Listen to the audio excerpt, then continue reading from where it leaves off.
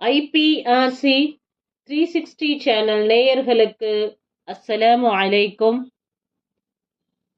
கண்ணாடியாய் இருங்கள். பகுதி 6. தனிமைப்படுத்தாதீர்கள். தனிமைப்படுத்தாதீர்கள். கண்ணாடிக்கு முன்பு நீங்கள் 3 பேர் நின்றால் உங்கள் 3 பேர் குறித்தும் தெளிவாக அது உரைக்கிறது. யாரையும் பிரித்து தனியாக அது ரகசியம் பேசுவதில்லை. நீங்கள் 3 பேர் இருந்தால் அல்லது ஒரு சபையாக சிலர் இருந்தால் இருவர் மட்டும் அல்லது சிலர் மட்டும் தனித்து நின்று ரகசியம் பேசாதீர்கள். அல்லது சிலர் மட்டும் பிறருக்கு தெரியாத மொழியில் பேசாதீர்கள். உங்களுக்கு அரபு தெரியும் என்பதற்காக சிலர் மட்டும் அரபு மொழியில் பேசாதீர்கள். நீங்கள் சாதாரணமாக பேசினாலும் அது ரகசியமாக கருதப்படலாம். பிறர் மனதில் சந்தேகத்தை புகுத்தாதீர்கள். பிறர் மனதை காயப்படுத்தாதீர்கள். நீங்கள் 3 பேர் இருக்கும்போது 3ஆம் நபரை விட்டுவிட்டு இருவர் மட்டும் ரகசியம் பேச வேண்டாம் என இறைத்தூதர் ஸல்லல்லாஹு அலைஹி வஸல்லம் கூறினார்கள். அறிவித்தவர் அப்துல்லா இப்னு அம்ர் ரலியல்லாஹு அன்ஹு. சஹீஹ் அல் புகாரி 6288. நீங்கள் 3 பேர் இருக்கும்போது மக்களுடன் கலந்து விடும் வரை 3ஆம் நபரை விட்டுவிட்டு இருவர் மட்டும் ரகசியமாக எதையும் பேச வேண்டாம். ஏனெனில் அது அவருக்கு வருத்தத்தை ஏற்படுத்தும் என இறைத்தூதர் ஸல்லல்லாஹு அலைஹி வஸல்லம் கூறினார்கள். அறிவித்தவர் இப்னு மஸ்ஊத் ரலியல்லாஹு அன்ஹு. நூல் முஸ்லிம். உறவை பேணுங்கள். உறவை பேணுங்கள். கண்ணாடிக்கு முன்னால் நீங்கள் எத்தனை முறை நின்றாலும் அது உங்களின் உறவை முறித்துக் கொள்வதில்லை. நீங்கள் உங்கள் இரத்த பந்துக்கள், உறவுக்காரர்கள், நட்பு வட்டங்களை முறித்துக் கொள்ளாதீர்கள். கண்டும் காணாதது போல இருக்காதீர்கள். உங்கள் இரத்த பந்துக்களின் உறவை உங்களால் முறிக்கவே முடியாது. உங்களின் உடன் பிறந்த சகோதரியின் உறவை நீங்கள் முறித்துக் கொண்டதாய் அறிவித்தால் அவள் உங்களுக்கு மணமுடிக்க அனுமதிக்கப்பட்டு விடுவாளா என்ன? இறைவன் கொடுத்த உறவு என்றும் மாறாதது, நிலையானது என்பதை மறந்துவிடாதீர்கள். உறவுக்காரர்கள் சில நேரங்களில் சில தவறுகள் செய்யலாம். அவர்களும் மனிதர்களே. தவறு இழைக்காதிருப்பதற்கு அவர்கள் வானவர்கள் அல்லர். தவறுகளை மன்னிக்கும் மனப்பக்குவத்தை ஏற்படுத்திக் கொள்ளுங்கள். உங்களின் நட்பு வட்டங்கள் சில நேரங்களில் தவறு செய்யலாம். அதை பொறுத்துக் கொள்ளுங்கள். நீங்கள் தவறுகளை மன்னித்து மறந்து விடுவதால் உங்களுக்கு எந்த குறையும் ஏற்பட போவதில்லை. நான் என் அண்ணனுடன் 10 ஆண்டுகளாக பேசவில்லை என பெருமையுடன் கூறுகிறீர்கள். இது பெருமைப்படும் செயல் அல்ல. உண்மையில் இது உங்களின் பிடிவாதத்தை அல்லது பெருமையை வெளிப்படுத்துகிறது. இந்த பிடிவாதமும் பெருமையும் உங்களுக்கு மறுமையில் நன்மையை சேர்க்கப் போகிறதா? நரகத்தை விட்டு உங்களை காப்பாற்றப் போகிறதா? ஒரு நிமிடம் நிதானமாக சிந்தியுங்கள். உண்மையில் அது உங்களை சீரழித்து விடும் என்பதை துளியும் மறந்து விடாதீர்கள். குறிப்பாக இரத்த பந்துக்களின் உறவை முறித்துக் கொள்வது உங்களை சொர்க்கத்தில் நுழைய விடாது என்பதை அறிந்து கொள்ளுங்கள். உறவை முறித்து வாழ்பவன் சொர்க்கத்தில் நுழைய மாட்டான் என இறைத்தூதர் ஸல்லல்லாஹு அலைஹி வஸல்லம் கூறினார்கள். அறிவித்தவர் ஜுபைர் இப்னு முத்இம் ரலியல்லாஹு அன்ஹு. சஹீஹ் அல் புகாரி 5984. இறைத்தூதர் அவர்களே, என்னை சொர்க்கத்தில் சேர்க்கும் ஒரு செயலை எனக்கு கூறுங்கள் என ஒருவர் இறைத்தூதர் ஸல்லல்லாஹு அலைஹி வஸல்லம் அவர்களிடம் கேட்டார். இவருக்கு என்ன நேர்ந்தது? இவருக்கு என்ன நேர்ந்தது என மக்கள் கூறினார்.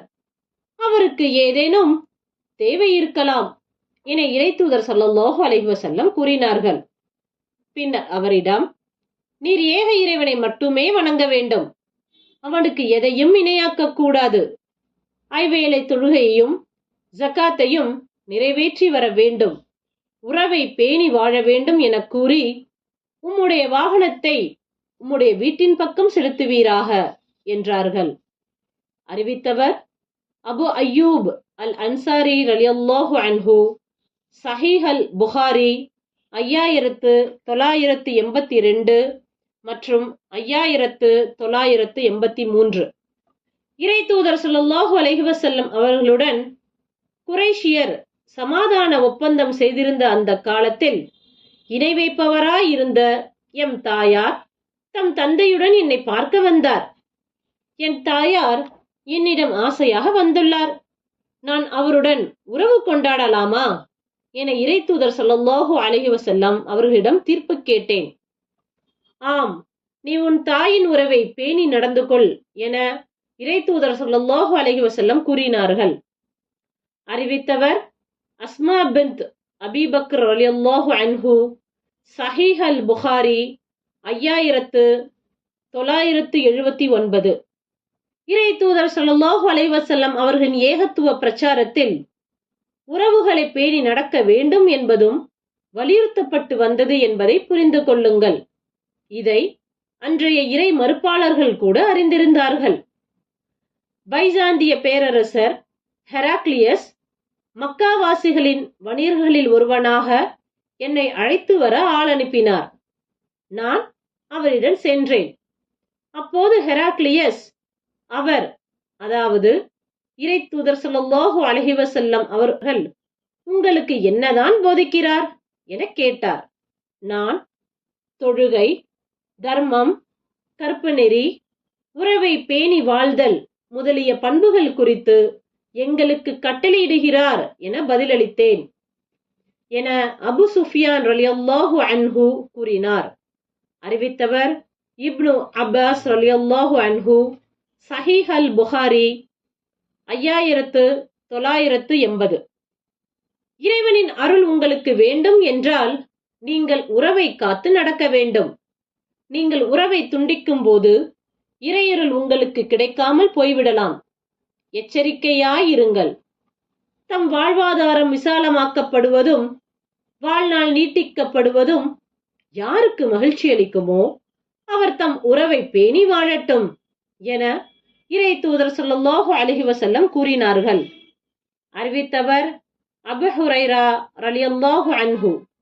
சஹீஹ் அல் புகாரி 5985. தம் வாழ்வாதாரம் விசாலமாக்கப்படுவதையும் வாழ்நாள் நீட்டிக்கப்படுவதையும் விரும்புகிறவர் தம் உறவை பேணி வாழட்டும் என இறை தூதர் ஸல்லல்லாஹு அலைஹி வஸல்லம் கூறினார்கள். அறிவித்தவர் அனஸ் இப்னு மாலிக் ரலியல்லாஹு அன்ஹு. சஹீஹ் அல் புகாரி 5986. அல்லாஹ் படைப்பினங்களை படைத்து முடித்த போது உறவுகளை துண்டிப்பதிலிருந்து உன்னிடம் பாதுகாப்பு கோரியே நான் இப்படி நிற்கிறேன் என உறவு எழுந்து கூறியது. ஆம், உன்னை பேணி நடப்பவனுடன் நான் நல்ல முறையில் நடந்து கொள்வேன் என்பதும் உன்னை துண்டிப்பவனை நான் துண்டித்து விடுவேன் என்பதும் உனக்கு திருப்தி அளிக்கவில்லையா என இறைவன் கேட்டான். ஆம் என் இறைவா என உறவு கூறியது. இது உனக்காக நடந்தே தீரும் என இறைவன் கூறினான் என்று இறை தூதர் ஸல்லல்லாஹு அலைஹி வஸல்லம் கூறினார்கள். அதன் பின்னர் நீங்கள் பின்வாங்கிக் கொண்டு பூமியில் குழப்பம் விளைவிக்கவும் உங்கள் உறவுகளை துண்டித்து விடவும் முனைகிறீர்களா என திருக்குர்ஆன் அத்தியாயம் 47 வசனம் 22 எனும் வசனத்தை நீங்கள் விரும்பினால் ஓதிக்கொள்ளுங்கள் என்றும் இறை தூதர் ஸல்லல்லாஹு அலைஹி வஸல்லம் கூறினார்கள். அறிவித்தவர் அபூ ஹுரைரா ரலியல்லாஹு அன்ஹு. சஹீஹ் அல் புகாரி 5987. உறவு என்பதற்கு அரபு மொழியில் ரஹீம் என்று சொல்லப்படும். கருவறைக்கு ரஹம் என்று சொல்லப்படும். இறைவனின் பெயர் ரஹ்மான், ரஹீம் என்பதாகும். இறைவனின் இந்த பெயர்களில் இருந்துதான் ரஹம் என்ற வார்த்தையும் ரஹீம் என்ற வார்த்தையும் பிறந்துள்ளது. எனவே உறவு என்பது தொப்புள் கொடி உறவு என்பதையும் அதற்கு இறைவன் தன் பெயரையே வைத்துள்ளான் என்பதை புரிந்து கொள்ளுங்கள். உறவு என்பது அளவிலா அருளாளன் ரஹ்மானிடமிருந்து வந்துள்ள கிளையாகும். எனவே இறைவன் உறவை நோக்கி, உன்னோடு ஒட்டி வாழ்பவனுடன் நானும் உறவு பாராட்டுவேன், உன்னை முறித்துக் கொள்பவனை நானும் முறித்துக் கொள்வேன் என்றான் என இறை தூதர் ஸல்லல்லாஹு அலைஹி வஸல்லம் கூறினார்கள். அறிவித்தவர் அபூ ஹுரைரா ரலியல்லாஹு அன்ஹு. சஹீஹ் அல் புகாரி 5988 மற்றும் 5989. உறவை பசுமையாக்கிக் கொண்டே இருங்கள். உங்கள் உறவுக்காரர் உங்களுக்கு ஒரு நன்மை செய்தால் அதற்கு பதிலாக ஏதாவது செய்தாக வேண்டுமே என்ற அடிப்படையில் பெருமைக்காக எதையும் செய்யாதீர்கள். உங்களால் முடிந்தவரை உங்களின் உறவுக்காரர்களிடம் நன்மையில் முந்துங்கள். உங்களை யாரும் குறை கூறிவிடக் கூடாது என பிறருக்காக எதையும் செய்யாதீர்கள். உண்மையான பாசத்துடன் நன்மைகளை செய்யுங்கள். அல்லது இறைவனின் கட்டளை, நான் இறை நம்பிக்கையாளன், நான் இப்படித்தான் இருந்தாக வேண்டும், இல்லை என்றால் என் இறைவனிடம் நாளை மறுமையில் பதில் சொல்லி ஆக வேண்டும் என்ற அடிப்படையில் செய்யுங்கள். சிறந்த செயல் என்பது இரையச்சம் மற்றும் பாசத்தோடு எதையும் செய்வதாகும். பதிலுக்கு பதில் உறவாடுகிறவர் உறவை பேணுகிறவர் அல்லர். மாறாக உறவு முறிந்தாலும் அந்த உறவுடன் இணைகிறவரே உறவை பேணுபவராவார் என இறை தூதர் ஸல்லல்லாஹு அலைஹி வஸல்லம் கூறினார்கள். அறிவித்தவர் அப்துல்லா இப்னு அம்ர் ரலியல்லாஹு அன்ஹு.